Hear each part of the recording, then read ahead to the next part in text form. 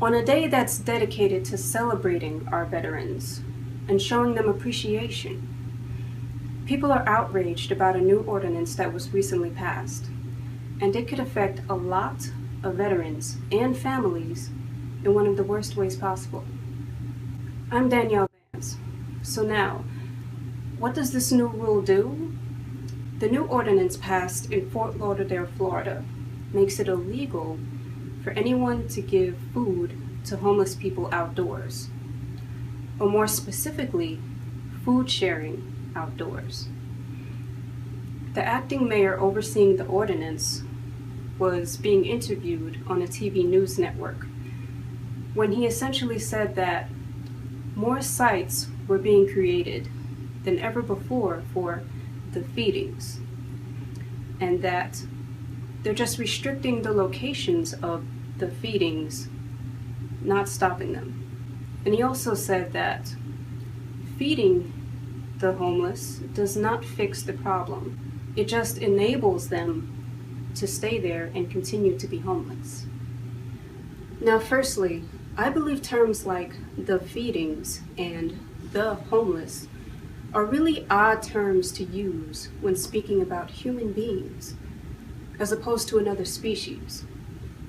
And secondly, I believe that allowing people to starve also does not solve the problem. In fact, allowing people to go hungry only creates a situation where crime is very likely to increase. And I also believe that getting homeless people to move by moving where they have access to food also does not solve the problem. They still have nowhere to go, and they're still going to be outdoors. They are homeless, are they not? This common train of thought that you are enabling them by feeding them shows how common the belief is that homeless people actually prefer to be homeless, as opposed to it being a position they fell into or were forced into. Well, here's a fact that might surprise you.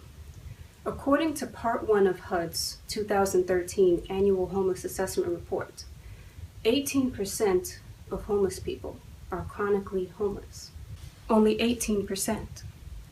Most often, these are the people that are facing complicated health problems, severe mental illness, substance abuse disorders, injuries, and trauma. Because of these things, they're often running through repeat cycles of emergency rooms, psychiatric centers, crisis centers, and jail. But when you think about the fact that they're still homeless and unstable, of course, these things are going to do very little to actually help them. And the whole time, this is costing the public so much more than it needs to. The humane solution, and guess what? The solution with the lowest cost to the public is permanent supportive housing. This puts together a package of the affordable housing and supportive services they need to be stable and improve their lives. So why hasn't this been done yet? Congress chooses not to fund it. Now, these are some of the situations chronically homeless people are facing. But what about the majority 82% of other homeless people? The 82% that isn't considered chronically homeless, but is in more of a temporary homeless position. So many of us don't know that the majority of homeless people don't fit the stereotype we tend to have in our minds of homelessness. Meaning, homeless people that many of us see on sidewalks or in the streets that tend to be chronically homeless.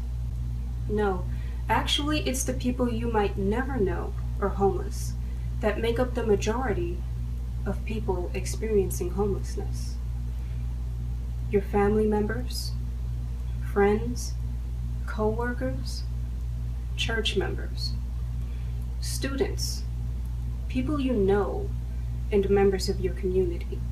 Especially in these times, there are so many people, women, families, children, Veterans that are homeless, living in shelters, in cheap motels, on the streets, in cars, on campgrounds, or in tight spaces with other families doubled up. They move from one temporary solution to another, but most still try to fit into society and run their lives the best they can. So, what do we really know about what homelessness looks like? Who are the people experiencing homelessness today, and what got them there? One group experiencing homelessness in high numbers are veterans. And on that note, are they really being acknowledged as much as we like to believe? There's been endless war, law enforcement, and military throughout the years, but advances are only just now being made in the last few years toward ending veteran homelessness. Veterans who have come home from God knows what, who've seen and experienced things we can only imagine, who are experiencing post-traumatic stress disorder, injuries, disabilities, among other things, and are having a hard time assimilating back into society.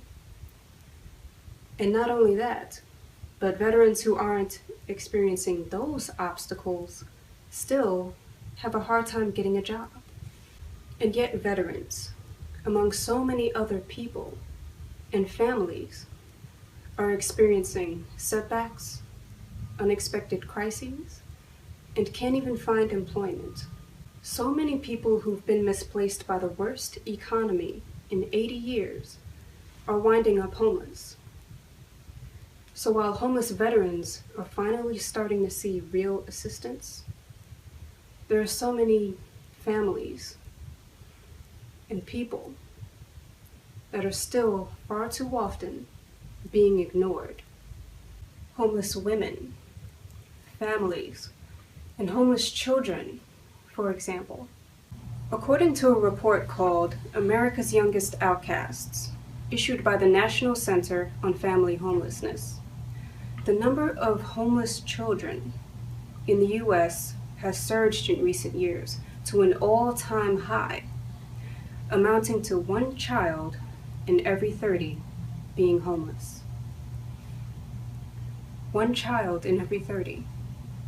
So by so many of our children being left in this position, the futures of our communities are going to pay a high price for overlooking this. The children of today are the producers and the leaders of our society tomorrow. How are they going to move forward what we pass on to them if they're not equipped with the education and emotional stability they need to do anything in our society?